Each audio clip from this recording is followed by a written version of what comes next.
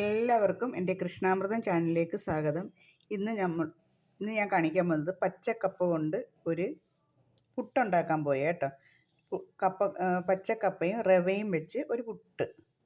നമ്മൾ പണ്ടൊക്കെ ആണെങ്കിൽ ഇത് ഉണക്ക മേടിച്ച് പൊടിച്ചല്ലേ നമ്മൾ പുട്ടുണ്ടാക്കി. ഇപ്പം നമുക്ക് പച്ചക്കപ്പ വെച്ച് എങ്ങനെ ഇത് പുട്ടുണ്ടാക്കാമെന്ന് കാണിച്ചു തരാം. ഇതിപ്പോൾ ഞാൻ ദാണ്ടെ തൊലിയെല്ലാം കളഞ്ഞ് കറക്റ്റ് ചെയ്ത് വെച്ചേക്കാം. അതിന് വേണ്ടുന്ന സാധനങ്ങളെന്ന് വെച്ചാൽ കുറച്ച് റവ, ആവശ്യമുള്ള കണക്ക് എടുക്കാം കേട്ടോ.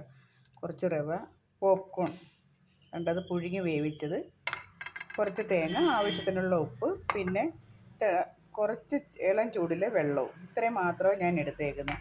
ഇത് നമുക്ക് ഇതേപോലത്തെ ഒരു സാധനത്തിന് നമുക്ക് പച്ചക്കറിയൊക്കെ അരിയുന്നുണ്ടല്ലോ, അതിനകത്ത് വെച്ച് നമുക്ക് ചീകി എടുക്കണം. ചീകി എടുത്ത് നല്ലോണം കഴുകി പിഴിഞ്ഞെടുക്കണം. അതിൻ്റെ 2-3 വട്ടം കഴുകി പിഴിഞ്ഞെടുക്കുക. അപ്പോൾ ആദ്യമൊക്കെ ഈ കപ്പയൊന്ന് പൊടിയാക്കാം. എളുപ്പമാണ് കേട്ടോ. ഇത് കണക്ക്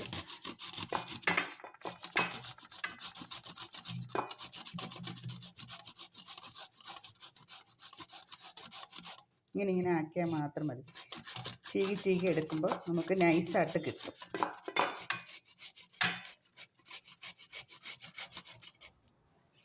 ക്യാബേജൊക്കെ അരിയുമല്ലോ, അതേപോലെ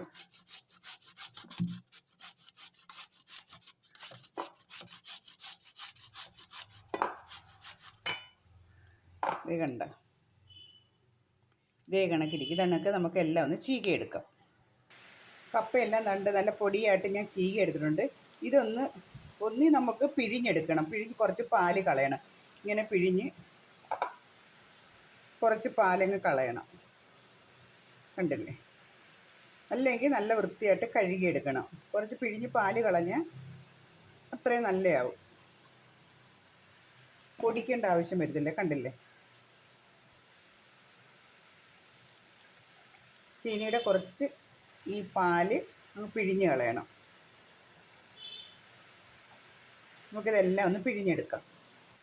കണ്ടില്ലേ? നല്ല വൃത്തിയായിട്ട് പിഴിഞ്ഞെടുത്തിട്ടുണ്ട്. ഒരു തുള്ളി പാലും ഇല്ലാതെ നല്ല വൃത്തിയായിട്ട് പിഴിഞ്ഞെടുത്ത് കളഞ്ഞിട്ടുണ്ട്. പാലങ്ങ് കളഞ്ഞേക്കണം.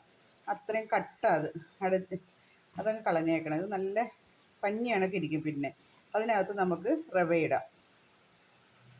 വേണ്ടേ? ഒരു ഗ്ലാസ് റവ. ഇനി ആവശ്യത്തിനുള്ള ഉപ്പ്. എല്ലാവരും ചെയ്ത് നോക്കണം. എൻ്റെ വീഡിയോ ഇഷ്ടപ്പെടുകയാണെങ്കിൽ ലൈക്ക് ചെയ്യണം, ഷെയർ ചെയ്യണം, സബ്സ്ക്രൈബ് ചെയ്യണം. ഇത് മറ്റുള്ള കൂട്ടുകാർക്കും ഒന്ന് അയച്ചു കൊടുക്കണം. ഞാൻ റവ എടുത്തേക്കുന്നത്. നിങ്ങൾക്ക് അരിപ്പൊടിയോ എന്ത് വേണമെങ്കിലും ഇഷ്ടമുള്ള എടുക്കാം കേട്ടോ. ഇത് വേണമെങ്കിൽ മിക്സിയിൽ പൊടിച്ചെടുക്കാം. മിക്സി പൊടിക്കുമ്പോൾ നമുക്ക് അതിൻ്റേതായ ഒരു ടേസ്റ്റ് കിട്ടത്തില്ല കപ്പയുടെ. അന്നേരം നമുക്ക് ഇതിനകത്ത് തന്നെ നല്ലോണം മിക്സ് ചെയ്യാം. ഇനി നമുക്ക് തേങ്ങ ഇടാം. എല്ലാം ഇട്ടതിന് ശേഷം വെള്ളം വേണമെന്നുണ്ടെങ്കിൽ നമുക്ക് ഇട്ടാൽ മതി. തേങ്ങ ഇടാം.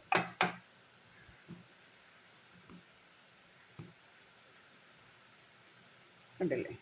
ഇതിനൊക്കെ നല്ലോണം കൈ വെച്ച് നല്ല തേങ്ങാപ്പാലിനകത്ത് നല്ലോണം മിക്സ് ആവണം.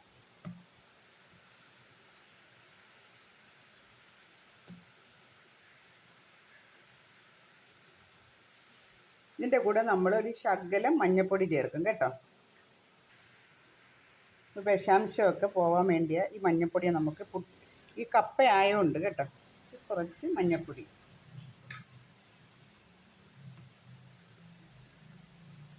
അങ്ങ് അധികം മഞ്ഞൾപ്പൊടി വേണ്ട, ഒരു ശകലം മഞ്ഞൾപ്പൊടി ചേർത്തിരിക്കണം. ഇനി നമുക്ക് നമ്മളെ പോപ്കോൺ ഇടാം. ഇത് വേവിച്ച് വെച്ചത് കേട്ടോ. അത് ഉണ്ടെങ്കിൽ ഇട്ടാൽ മതി. ഇതിപ്പോൾ ഇരുന്നത് കൊണ്ട് ഞാൻ ഇട്ടെന്നേ ഉള്ളൂ. ഒരിച്ചിരി ടേസ്റ്റ് വരുമല്ലോ, അല്ലാതെ ആവശ്യമൊന്നുമില്ല. ഇതിപ്പോൾ ഇരുന്നത് കൊണ്ട് കുറച്ചിട്ട് ഇത്തിരി കൂടെ നനയാനുണ്ട്. നമ്മൾ കുറച്ച് തേങ്ങ മാറ്റി വെച്ചിട്ടുണ്ട് കേട്ടോ. നല്ല ടേസ്റ്റുള്ള കപ്പപ്പുട്ടാണ്. ഇഷ്ടമുള്ളവർക്ക് ജീരകമൊക്കെ ഇടാം. ചെറിയ ജീരകമേ മണം അതിൻ്റെ ആവശ്യമുണ്ടെങ്കിൽ ഇത്തിരി ജീരകമൊക്കെ ഇടാം കേട്ടോ.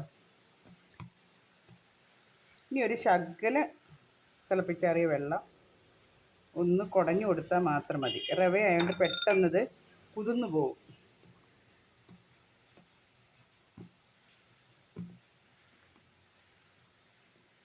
ഇത്രയേ ഉള്ളൂ. ഇനി നമുക്ക് പുഴുങ്ങിയെടുക്കാം.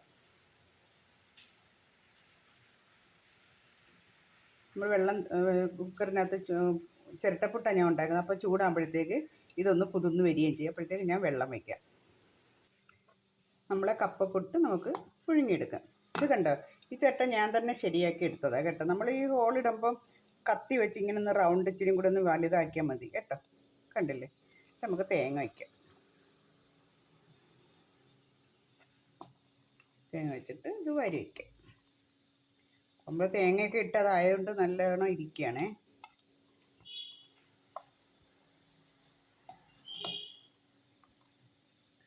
ചെറുതായിട്ടൊന്ന് അമുക്കി കൊടുത്തില്ലെങ്കിൽ ഈ നമ്മൾ വിസിൽ ഊരിയിട്ടാണല്ലോ വയ്ക്കുന്നത്. ആ ഹോളിൽ കൂടെ ഈ കാറ്റടിച്ച് നമുക്കിത് പറന്നു പോകും. അതുകൊണ്ട് ചെറുതായിട്ടൊന്ന് അമുക്കി കൊടുക്കണം എപ്പോഴും, ഏത് പുട്ട് പുഴുങ്ങിയാലും. എൻ്റെ മുകളിലും കുറച്ച് തേങ്ങ വയ്ക്കാം. ഇല്ലേ, നമുക്ക് കുക്കറിലോട്ട് വയ്ക്കാം. ഓക്കെ, കണ്ടോ? ഇതിപ്പോൾ എളുപ്പം വേവും.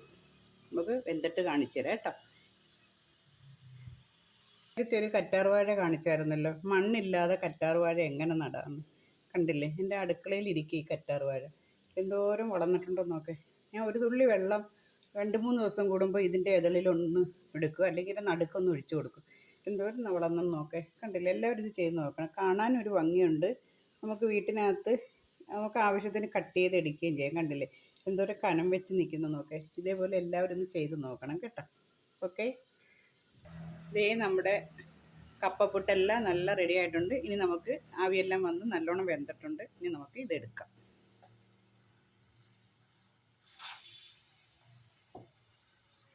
കണ്ടില്ലേ, ഇഡിലല്ലേ, കണ്ട. ഇനി ഒരു ഉറ്റുപുട്ടും കൂടെ പുഴുങ്ങി കഴിഞ്ഞാൽ നമ്മുടെ ഇന്നത്തെ ജോലിയൊക്കെ തീർന്നു. എല്ലാവർക്കും ഇഷ്ടപ്പെട്ടെന്ന് വിചാരിക്കുന്നു. ഈ കപ്പ പുട്ട് എല്ലാവരും ഉണ്ടാക്കി നോക്കണം. കപ്പ നിങ്ങൾക്ക് ഇഷ്ടമുണ്ടെങ്കിൽ കഴുകിയെടുക്കാം, അതല്ലെങ്കിൽ പിഴിഞ്ഞെടുത്താലും മതി. ജീരകം ഇടുന്നവർക്ക് ജീരകം ഇടാം. തേങ്ങ അധികം ഇട്ടാൽ ഏറ്റവും നല്ലതാണ്. അതുപോലെ പുട്ട് ഇവിടെ റെഡി ആയിട്ടിരിക്കുന്നു. ഒന്നീ മീൻ കറി കൂട്ടിയോ, നമ്മളെ വീട്ടിലെ കറി കൂട്ടിയോ, അല്ലെങ്കിൽ വെറുതെയും കഴിക്കാം. ഇവിടെയൊക്കെ പറയുന്ന കപ്പ മീൻ കറിയും കൂട്ടി തന്നെ കഴിക്കണമെന്നാണ്. പക്ഷേ ഞാനിന്നിപ്പം മീൻ കറിയും കൂട്ടിയാണ് ഇന്ന് കഴിക്കാൻ പോകുന്നത്. എല്ലാവർക്കും ഇഷ്ടപ്പെട്ടെന്ന് വിചാരിക്കുന്നു. ഞാൻ അടുത്തൊരു വീഡിയോസുമായിട്ട് അടുത്ത ദിവസം കാണാം. അതുവരെയും എല്ലാവർക്കും നമസ്കാരം. Okay, thank you.